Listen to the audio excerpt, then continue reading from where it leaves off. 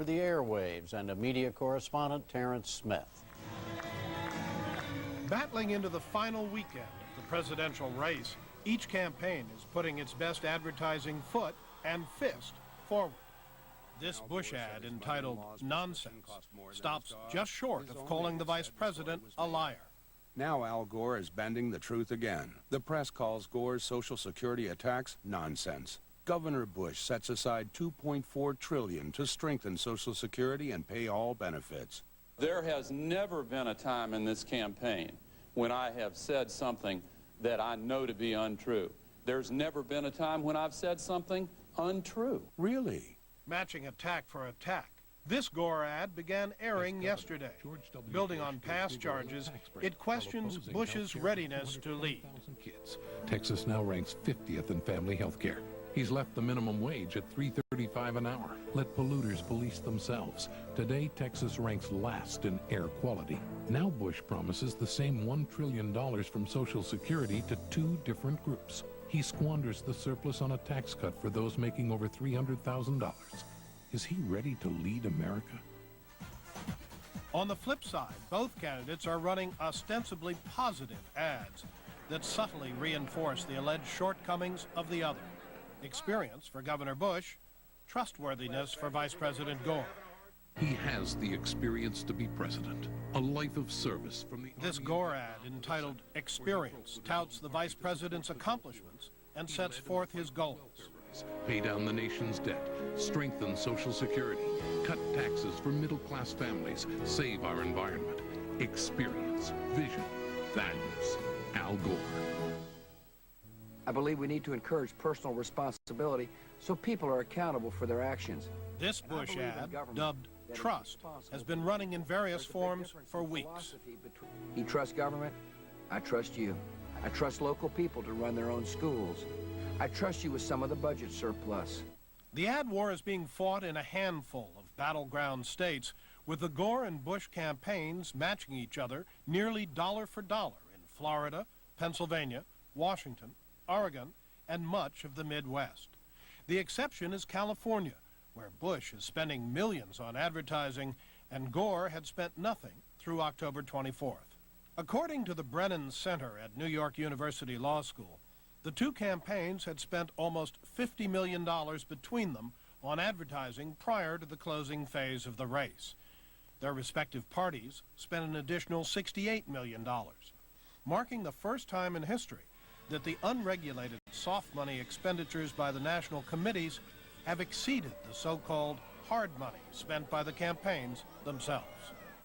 And that brings us finally tonight to Shields and Gigot. Syndicated columnist Mark Shields, Wall Street Journal columnist Paul Gigot. Paul, what do those ads tell you about where the campaign is on this last weekend? Well, it tells me that the Gore campaign is, with that first ad we ran, which is very tough as you'll ever see in a presidential race, I think, is part of the strategy where they're trying to shake up this race, Jim. I think they understand they're behind, and they need to do something to undermine the perception voters have about George Bush as a leader and George Bush's capacity. And so they're throwing the kitchen sink at him, everything they got, Social Security, Texas record, doubts about his leadership.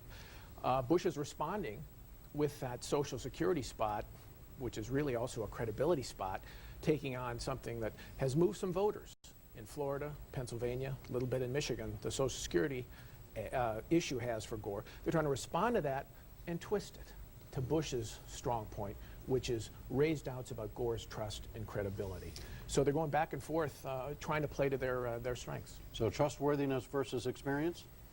I don't know if it's trustworthiness against experience, Jim, as much as this is a race that has come down to the qualities of the two men involved and the character and the experience. It's a very personal What I meant choice. was the Gore people are questioning Governor Bush's experience, and the Bush people are questioning Vice President Gore's trustworthiness. No, sure, no. Yeah, I think that's the principal thrust. That's what the Texas record is all about, and it's to raise doubts about the comfort level of continuity, whether in fact Governor Bush that Al Gore becomes the safer choice, and in an interesting way, the Gore people are betting on experience being more important than it has been in most presidential elections.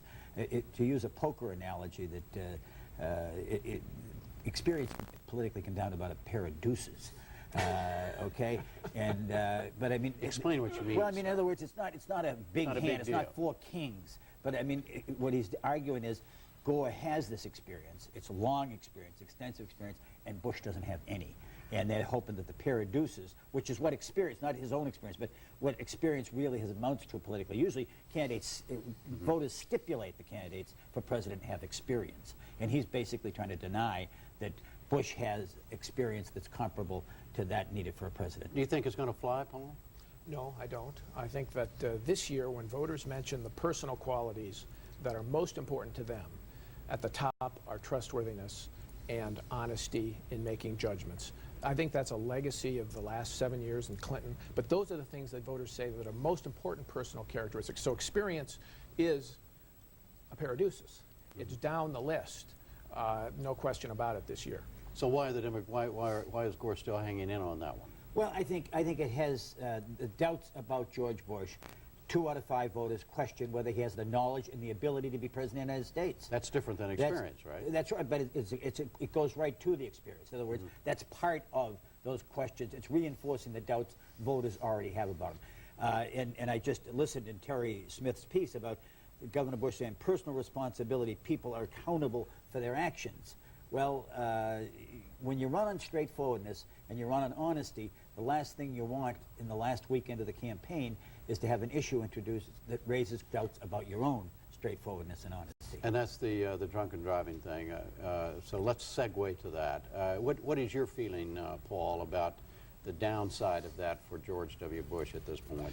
Well, it's certainly a distraction, Jim. I mean, I believe that without this element, Bush was going to, he had a comfortable, not a comfortable lead, but he had a solid lead, and that he didn't need anything to knock him off that trend because he was marching to the White House, I believe. I mean, he had enough support that unless something shook this race up, he was probably going to win on Tuesday.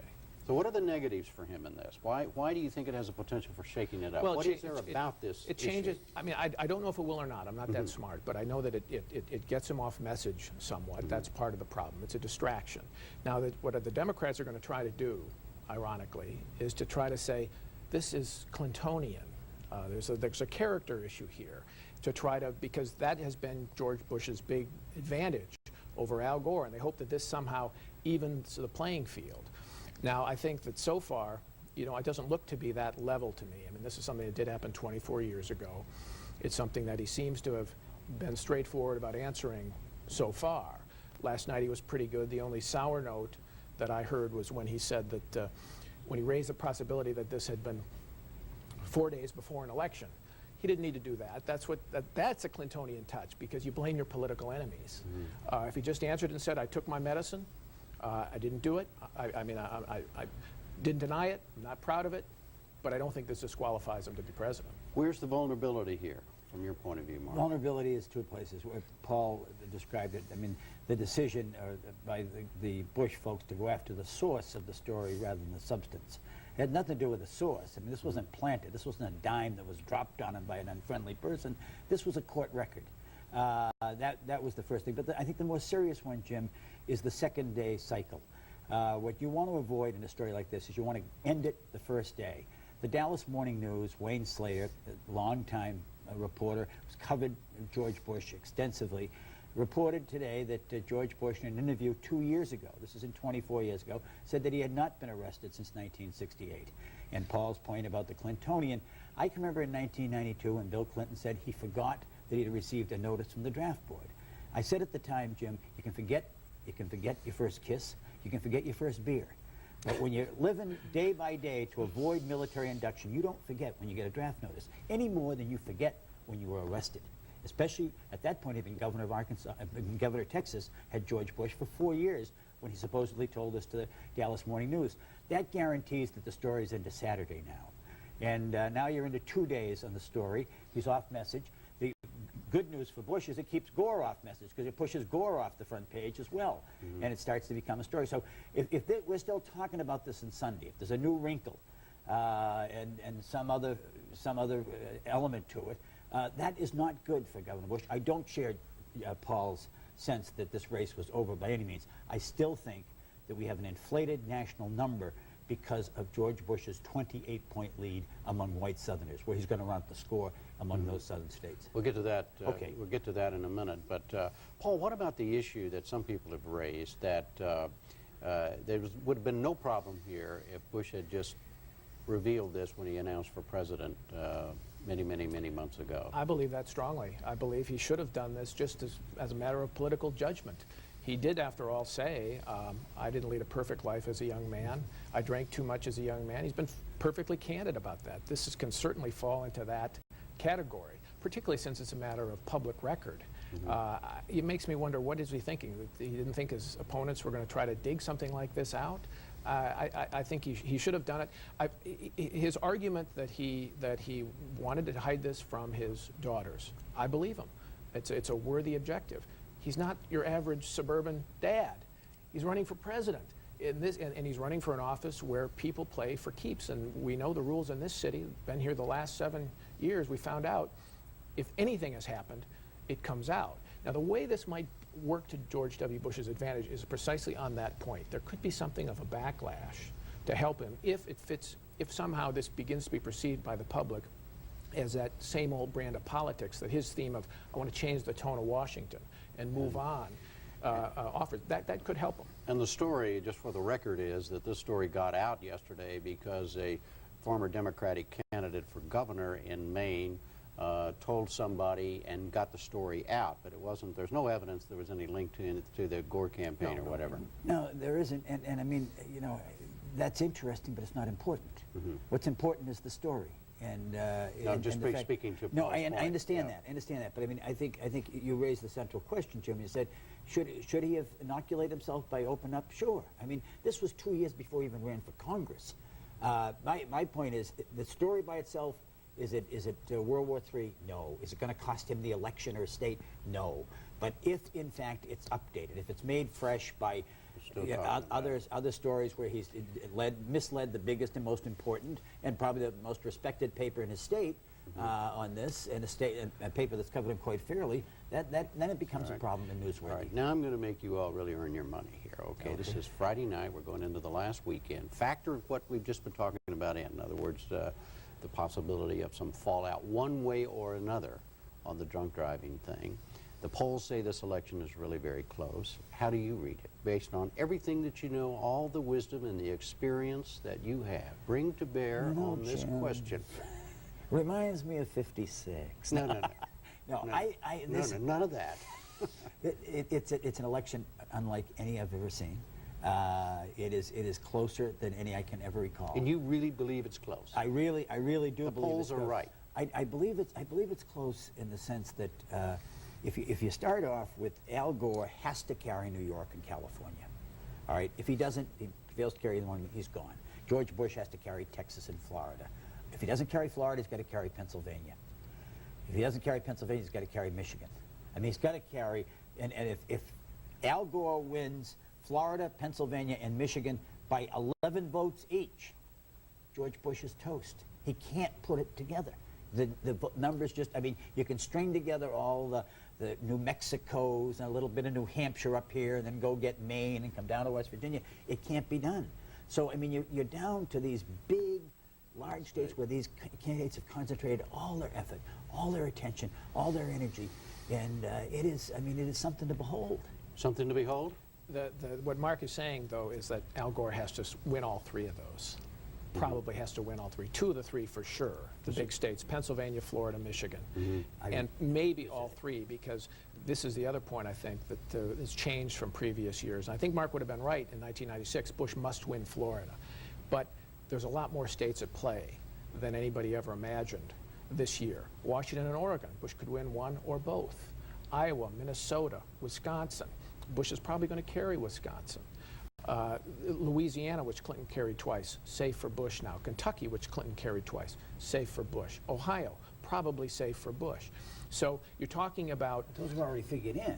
No, I'm saying they guarantee the election, but I read a little different than Mark. I think that I think Gore has the more difficult electoral task right now, and that is he has to run more of an inside straight in the Electoral College. Now, there's that poker analogy again. He has to win I think basically 2 out of the 3 of I the would not toss-up disagree with that. and the big, and particularly those big toss-up states, which could go either way. And I think, don't just look at the polls or the electoral college, look at the candidates, look at the campaigns. You can often tell who's winning and where the campaigns are just by watching them. I went on the stump this week and looked at both of them. The Bush campaign is a more relaxed campaign. It's a more confident campaign. You agree with that, Mark? Yes, it is. Yes, it is. He's a more confident campaigner. It's more optimistic. The Vice President Gore is straining. It's as if he's trying to find something, anything, that'll really turn this around. Do you agree with that, Mark, that Bush is going to go with what he's got and Gore is still looking for something? I think there's no question that Bush has his message down, and I think he's comfortable with his message. He delivers it. He's a more disciplined candidate. That Gore continues with a sort of a sense of urgency and striving.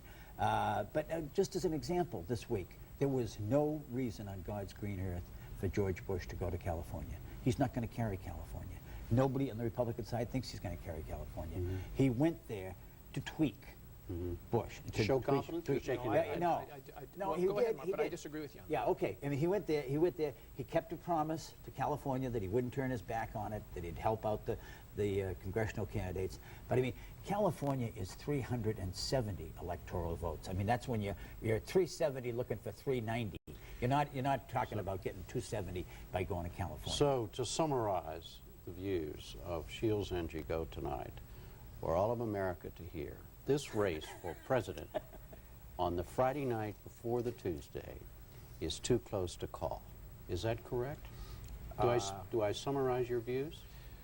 Yes, but I think that George Bush has a lead that is significant enough to that if nothing changes, he's the next president of the United States. I think this race is a more uncertain race than it